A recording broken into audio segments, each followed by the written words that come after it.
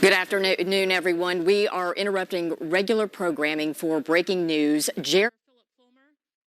As head coach of the University of Tennessee football team right now. We are awaiting a press conference from the University of Tennessee for more details. Also learning Brian Niedermeyer and Shelton Felton among those fired. We go now to the University of Tennessee to hear the very latest. Announcing today, it's important that I thank many people, the University of Tennessee community, our fans, our alumni, our faculty, our staff, our student athletes, our coaches, for your patience and trust. I know this has been a difficult time while you've read all sorts of things in the media.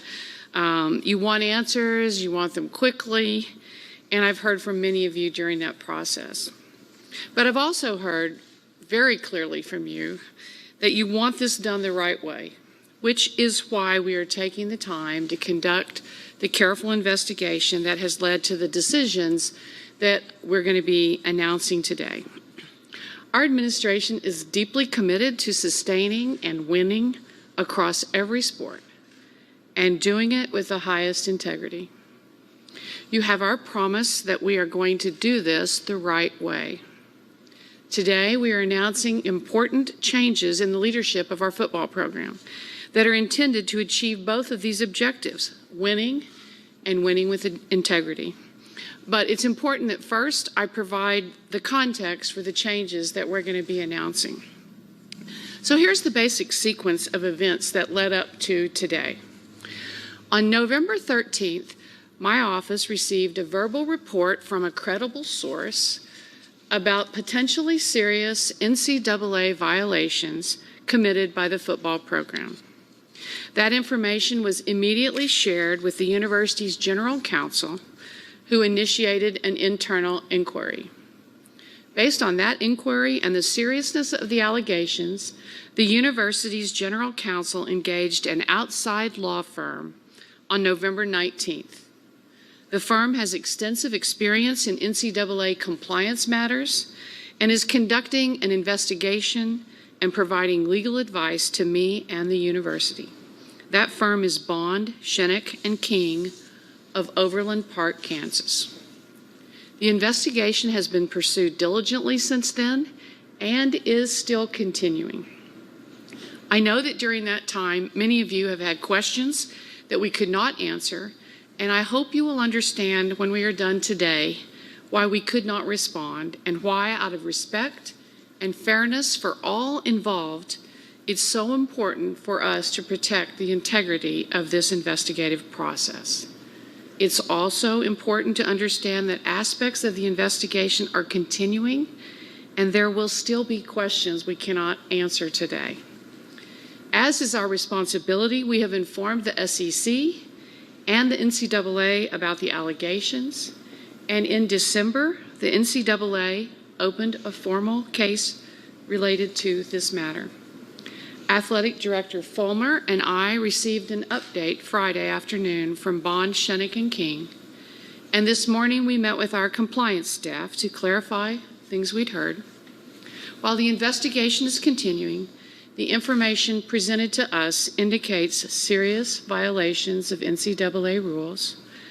They occurred, and that these serious infractions warrant immediate action. While I would like today to lay out the entirety of what has been shared with us about the investigation, the fact is I cannot while the investigation continues. When we can do so without compromising the investigation and without violating NCAA bylaws, we will do that. For now, I can tell you this. The information provided to date indicates a significant number of serious NCAA rules violations. While we have no choice but to continue to ask for your patience while both the university and NCAA investigate, the personnel actions we are announcing today are an indication of the gravity of what we have discovered. Today, Athletic Director Fulmer and I issued termination letters to the following: Assistant football coaches Brian Niedermeyer and Shelton Felton.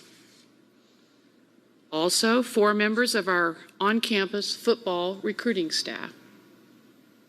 Additionally, our Director and Assistant Director of Football Player Personnel, and finally, a football analyst quality control coach.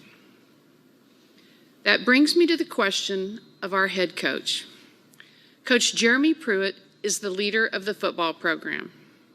He is responsible for hiring assistant coaches and the staff and making sure that those who report to him comply with the NCAA rules. This is written into his employment contract. In addition, under the NCAA bylaws, he is presumed responsible for the actions of all staff members who report to him, either directly or indirectly. Coach Pruitt hired and was responsible for monitoring all 9 employees that we have issued termination letters to today. Based upon what we know, it is clear that Coach Pruitt did not adequately promote an atmosphere of compliance and/or monitor the activities of the coaches and the staff who reported to him. Accordingly, today, Athletic Director Fulmer and I agree that we have no choice but to move forward with terminating Coach Pruitt. He was provided his termination letter this afternoon. This is not what any of us want for our football program or for our university. What is so disturbing, as demonstrated by the scope of these employment actions we are announcing today, is the number of violations and the number of people involved, and their efforts to conceal their activities from our compliance staff and from leadership within the athletic department. Most of all, we deeply regret the impact this may have on our many student athletes, particularly the vast majority of our football players who've had no involvement in this matter at all. We have a path forward. Philip and I agree that defensive assistant coach Kevin Steele should be named acting head coach. Although he only recently joined the Volunteers, he has the right leadership experience, having been a former head coach at Baylor and defensive coordinator at Auburn. He also served as the interim head coach at Auburn and is widely considered a top recruiter. Coach Steele has deep volunteer roots, having played here and coached here in the past. We will give him the support he needs to keep the program moving forward towards success. Philip and I also discussed the need to search for a new head coach as soon as possible. In the course of that discussion, Philip concluded he thought it best and suggested that a new coach and a new athletic director form a partnership that could provide long-term stability and success for our football program. And he suggested that I hire a new athletics director to select the new head football coach. As you know, Philip came out of retirement to take his current position and never intended for it to be long-term. Philip has offered to bridge the gap and stay in his position until a new athletic director is ready to take over. And you will hear more from him in a moment. But I do want to emphasize this. Philip Fulmer is demonstrating why he's a legend at UT. Once again, agreeing to serve the university he loves. And I want to thank him, Philip, and for his family's commitment to the University of Tennessee. And I also want to underscore there is no allegation, nor has anything been said that suggested that Philip was in any way involved or knew anything about any of this. I have relied on Philip's counsel since the day I arrived, and I will continue to rely on his assistance and advice even after he retires as athletic director. His sterling reputation in college athletics and his knowledge will be assets to us, to me, as these next 2 searches proceed. We have already enlisted the services of Parker Executive Search Firm to lead the search for a new athletic director. Our plan is to have a new athletic director in place as soon as possible, and we're optimistic about our future and our ability to attract a strong leader who will then hire the right football coach. Now, I realize many people would prefer we make those hires in the opposite order, but I hope everyone will accept the judgment that this is the way for us to have the long-term success we all want, for now and for the long term. We feel a profound sense of responsibility to get this right for our student athletes, our staffs, and fans, and I am highly confident we will do so. Thank you. And now I'd like Athletic Director Fulmer to say a few words. Well, thank you, Dondi. None of us obviously are pleased to be here under these circumstances. We are all deeply disappointed in the individuals who engaged in the behavior described in the report that we received. As the Chancellor explained, our general counsel and law firm gave us the report, and it became clear to both of us that new leadership was necessary in the football program. The unexpected need to hire a new coach caused me to reevaluate my place in the organization. I knew we need stability and continuity at Tennessee, and our next football coach needs to be on our sideline for 10 years or more. And I am confident that we will find that coach, but also am confident that he will want and need to know who his athletic director is going to be for the duration. I asked Chancellor Plowman if we could revisit my position, and she agreed. My thoughts are I'm 70 years old. I am not going to be the athletic director at age 80. It was always my expectation I would move on from athletics sooner rather than later. It only makes sense that I make that move this semester so that a new coach with a new athletic director can implement their vision together. To our great alumni and fans and friends, I am deeply sorry that we have arrived at this day in our history. To my staff and support groups and faculty and administration, I want to say a hearty thank you for everything that you've done for me in my time here as the athletic director. We have many fine young men, coaches, and administrators in our program. We all know that UT has an outstanding history in academics and athletics. It also demands that we do things the right way and within the rules. I'm proud of that. And we can do that and compete in the greatest conference in the country. As hard as it is, this is a fresh start. I really appreciate Kevin Steele stepping in and helping. He wanted to come home and help his school any way that he could. I appreciate the leaders of our football team and our remaining staff, and I know they will do an outstanding job holding it together and helping to get football back on track. I will tell our current players and new signees, and will tell future players, this is a great place to go to school and a great place to play football. As dark as this day is, there's a light. I ask our great alumni and fans to be supportive and lift up this program as we fight through these difficult times.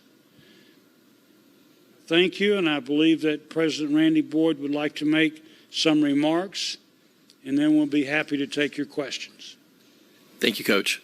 Well, I share Chancellor Plowman's and Coach Fulmer's disappointment. None of us are happy to be here today under these circumstances, but I also share Dondi and Philip's optimism for the future. The future is bright, and the steps we have announced today will help assure that it is. I want to emphasize that we are prepared to take firm action, not only to those that we discipline who may have acted badly, but to ensure that everyone understands the culture of our entire University of Tennessee system, that we put integrity first. If you can't win the right way, you don't belong here. If there is anyone in our athletics departments in Knoxville or elsewhere who hasn't heard that message yet, you're hearing it now. If you can't win the right way, you don't belong here. I want to commend the Chancellor and the university leadership for taking firm action, for taking it the right way.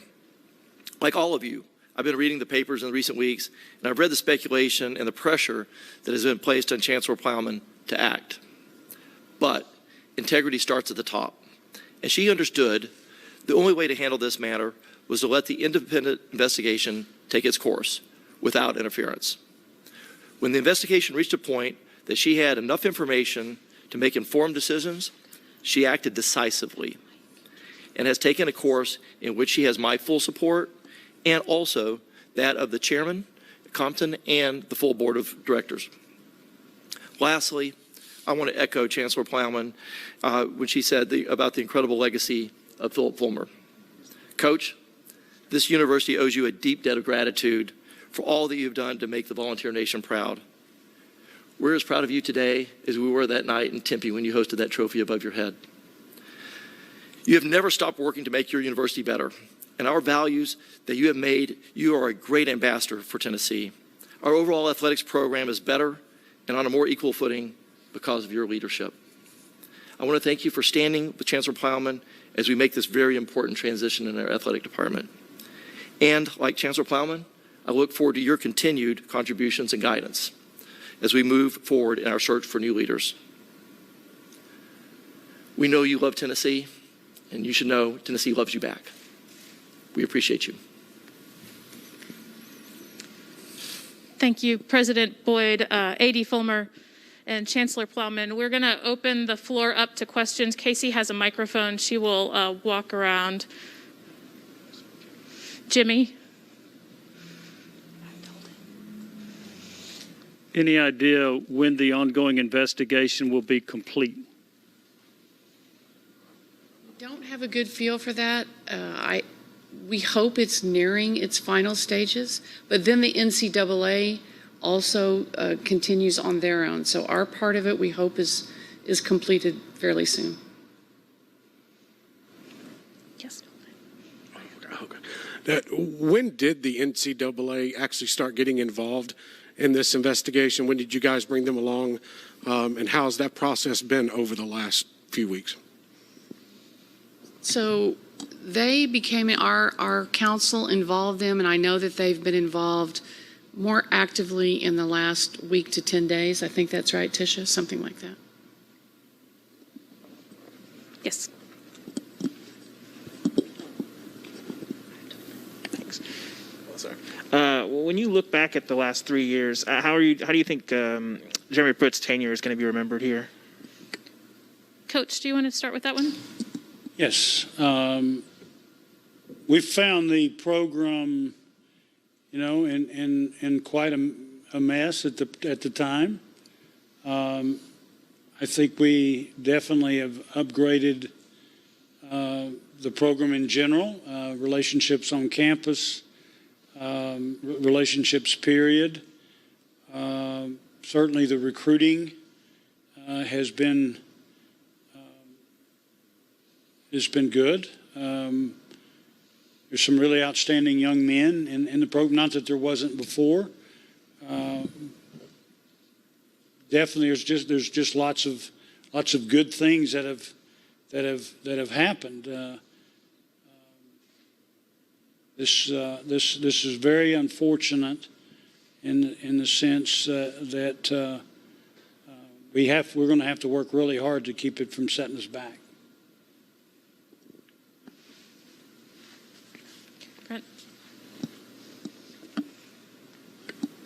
Chancellor, in the documents that was put out, it said that you hired a search firm for the athletic director on the 16th of January. Coach Fulmer, when did you go to the Chancellor and about the decision to retire? And was that prior to knowing that you were going to that this decision was going to be made today in terms of the termination of Coach Pruitt, or was that made afterwards? I'm trying to figure out the timing because it appears you hired a search firm for a new athletics director at the end of last week before today's termination was announced today. That search firm conducts searches for athletic directors and football coaches, and it was an opportunity. We did that after Philip and I had talked, but it gives us the opportunity to have them available when we need them for either of these two searches. Jordan? When Kevin Steele was hired last... You have been listening to UT Chancellor Dondi Plowman. UT AD Philip Fulmer, who has announced he is retiring, and UT President Randy Boyd speaking about the decision today to fire UT head football coach Jeremy Pruitt, in addition to 2 assistant coaches, citing a significant number of NCAA violations found during an investigation. They also note that assistant coach Kevin Steele will be the acting coach. Of course, he's just newly hired. They also mention a launch for a new coach is going to happen as soon as possible, as well as they have reached out to a firm to begin the search for a new athletic director. All 3 made very strong statements concerning the situation that is playing out on the university campus, on the football team. Dondi Plowman saying winning and winning with integrity is the goal. President Boyd saying if you can't win the right way, you don't belong here. And AD Philip Fulmer saying, as dark as this day is, there is light. There will be a fresh start. Our coverage continues right now at WBIR.com. We will have reaction from Vol Nation and a history of coaching at Tennessee. We'll be back at 4, 5, and 6 for the very latest. For now, we send you back to regular programming.